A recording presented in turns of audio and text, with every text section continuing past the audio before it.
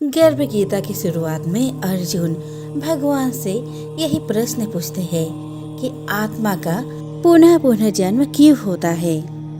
इस जन्म में उसके क्या कर्तव्य होते हैं। किन पाप कर्मों के कारण यह जीवन में अनेक दुखों को पाता है और किन कर्मों के कारण वह जीवन में अनेक सुखों की प्राप्ति करता है और अंत में वह कौन सा मार्ग है जिसके द्वारा वह मोक्ष और मुक्ति को प्राप्त करता है, अर्थात वह आत्मा कब भगवान में ही लीन हो जाती है और उस आत्मा का जन्म मरण का सारा दुख समाप्त हो जाता है। परंतु जिसे मुक्ति नहीं मिलती उन्हें अलग अलग योनियों में जन्म लेकर अपने अच्छे और बुरे कर्म को भोगना पड़ता है। अर्जुन कहते हैं, हे भगवान, कृपया बताएं कि जीव जब गर्भ में आता है तो वह किस पूर्व कर्म के कारण आता है।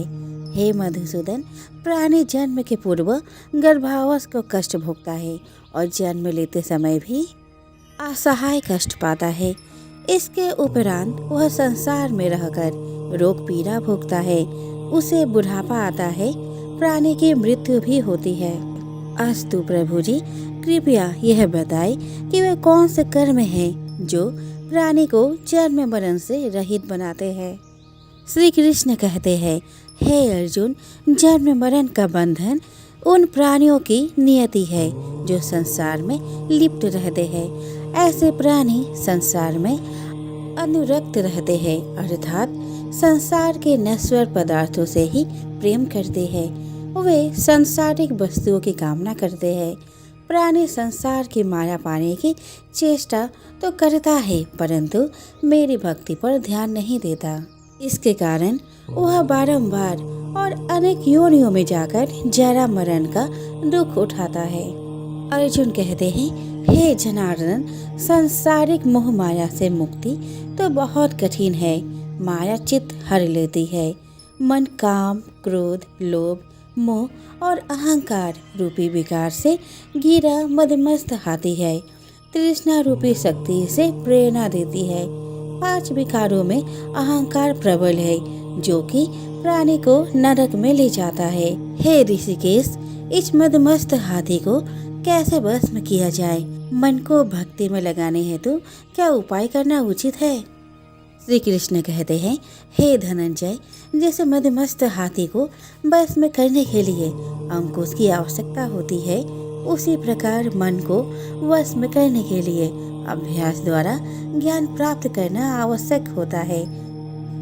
भक्ति और ज्ञान बराबर अभ्यास करते रहने पर ही प्राप्त होते हैं। अर्जुन कहते हैं, हे मधुसूदन, आपके भक्ति के लिए कोई वन खंडों में जा रमते हैं और कोई बैरागी बनकर स्थान स्थान पर भ्रमण करते रहते हैं। हे प्रभु, कृपया बताएं कि आपकी भक्ति कैसे मिल सकती है। श्री कृष्ण कहते हैं, हे अर्जुन, मेरी खोज में वन वन भटकते सन्यासी अथवा स्थान स्थान पर जाने वाले बैरागी मुझे तब तक प्राप्त नहीं कर पाते जब तक उनके हृदय में मेरा निवास नहीं होता। तब अथवा वैराग्य का तो मेरी भक्ति पाने में बाधा डालता है। जटा धारण करने वाले अर्थात भस्म लगाकर बैरागी बनने मात्र से जीव मेरी कृपा का पात्र नहीं बन पाता। अहंकारी को तो मेरा दर्शन सुलभ ही नहीं होता। मैं शुद्ध हृदय वाले सतत अभ्यासी ऐसे जीव को मिलता हूँ जो काम, क्रोध, मोह, ममता और अहंकार से परे है।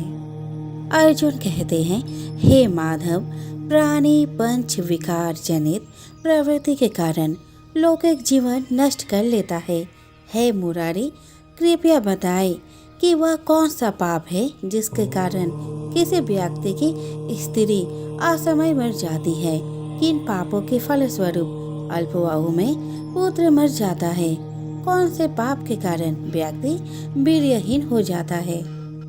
कृष्ण कहते हैं, किसी का लिया हुआ ऋण नहीं चुकाने वाला पति पत्नी हानि का दुख उठाता है। उसी प्रकार किसी की धरोहर को ना लौटाने वाले का पुत्र अल्पवायु में मर जाता है। किसी को सहयोग सहायता का आश्वासन देकर भी समय आने पर सहयोग ना करने वाला बीरहीन होता है।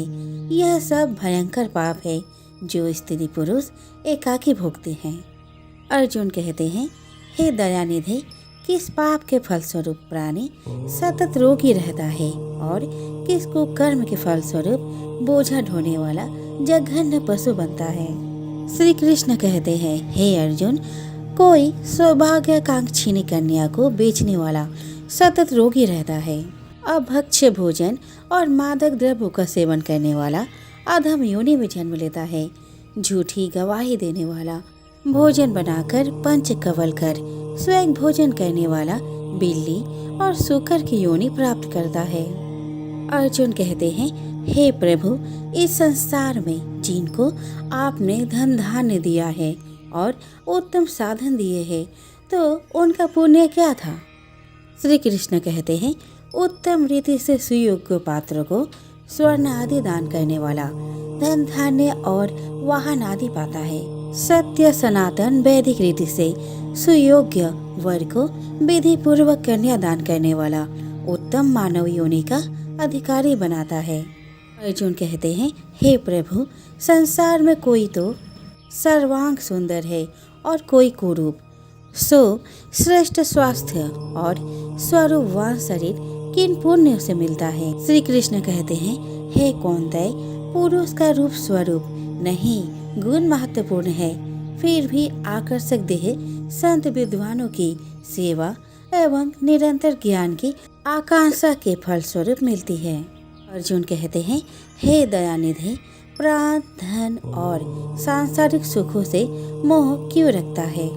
श्री कृष्ण कहते हैं, हे महाबाहु, अगर मेरी कृपा से प्राणी वंचित हो जाए तो धन दौलत और सांसारिक रूप आदि से प्रीति करने लगता है। यह सब नाशवान है। विवेकी साधक को इससे दूर रहना चाहिए। जो व्यक्ति सांसारिक मोह से मुक्त हो काशी, हरिद्वार, अवंतिका, अयोध्या आदि पवित्र स्थलों के दर्शन और मेरी निष्काम भक्ति करता है, वह राजा जैसी संपन्नता और ज्ञान प्राप्त करता है। इसी प्रकार विनम्र भाव से दान करने वाला, कामना रहित होकर दूसरों की सेवा करने वाला सदा अपनी आवश्यकता अनुसार धन पाता है, उसकी काया निरोगी रहती है। अर्जुन कहते हैं, हे प्रभु, प्राणी में रक्त विकार, खंड, वायु, अंधा अथवा पंगुता का कारण क्या है, बताने की कृपा करे। श्री कृष्ण कहते हैं, हे धनंजय, मेरी भक्ति से परे मायालिप्त नशे व्यसनों में रत रहने वाला, क्रोधी, रक्त विकार, आलस्य से डूबे, दरिद्र, शिव संयम रहित, खंड वायु जैसे रोग से ग्रस्त होते हैं, पतिव्रत धर्म का उल्लंघन करने वाली स्त्री और संयम रहित पति में पंगुता, ज्योतिहीनता आती है। अर्जुन कहते हैं, हे जगत गुरु, कृपया करके गुरु दीक्षा के विषय में कुछ बताए। श्री कृष्ण कहते हैं, हे कौन्तेय, तुम धन्य हो और धन्य है तुम्हारी माता। तुम्हारा ये प्रश्न संसार के लिए कल्याणकारी है। हे पार्थ, संयमी और इंद्रियों को वश में करने वाला कोई सिद्ध पुरुष जो इस भक्ति और परोपकार में लगा हो, गुरु रूप में धारण करे। अपने गुरु के मार्गदर्शन में मेरी आराधना कर व्यक्ति गुरु कृपा से मेरी भक्ति पाता है। ऐसे गुरु से विमुख प्राणी सप्तग्राम को मारने का पाप भोगता है। उसका मुख देखना भी पाप है। जैसे मदिरा भांड से सटा गंगा जल अशुद्ध हो जाता है, उसी प्रकार गुरुद्रोही गृहस्थ साधक की साधना निष्फल रहती है। ऐसे व्यक्ति कुकर, सूकर, काक आदि योनियों को पाता है। वह अजगर के समान आलस्य में डूबा तिरस्कार पाता है। अतः गुरु आज्ञा पालक, साधनशील, व्यसन रहित जीवन व्यतीत करना चाहिए। हे धनंजय, गुरु दीक्षा बिना साधक का उद्धार नहीं होता है। मेरी भक्ति की इच्छा करने वाले को गुरु धारण करना उत्तम है। जैसे नदियों में गंगा, व्रतों में एकादशी और जीवों में मनुष्य तन श्रेष्ठ है, उसी प्रकार साधक की सिद्धियों में गुरु कृपा श्रेष्ठ है। गुरु सेवा का फल अश्वमेध यज्ञ से भी अधिक फलदायी है। प्रसंग है कि साधु, गृहस्थ, इंजीनियर, अध्यापक, डॉक्टर, वकील, राजनेता, वैज्ञानिक ये सभी बच्चे के रूप में अपनी माता से ही जन्म लेते हैं और उन्हीं की गोद में संस्कार पाते हैं। अतः यदि माताएं शुद्ध संस्कारी होंगी तो बच्चे भी शुद्ध संस्कार प्राप्त करते हुए बड़े होंगे। पत्नी का काम है कि वह विवेक पूर्वक घर परिवार को चलाए। इस प्रकार परिवार सुधार के संदर्भ में स्त्रियों का बड़ा ही दायित्व है, इसीलिए उनका आदर आवश्यक है। आदर तो एक छोटे सदस्य का भी होना चाहिए। फिर गृहिणी, जन्मदात्री और संस्कारदात्री का आदर करना अत्यंत आवश्यक है।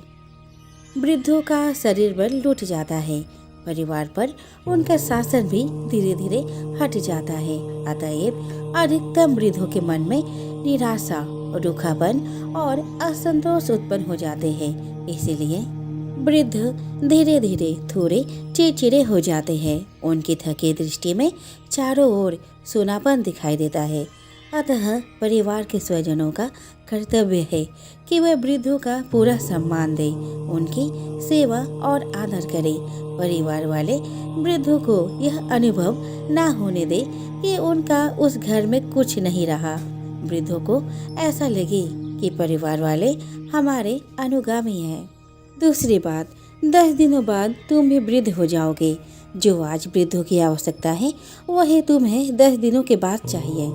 अपने ही कर्मों के फल भोग सबको मिलते हैं। अगर तुम वृद्धों की सेवा किए रहोगे तो तुम्हें भी बुढ़ापे में सेवा मिलेगी।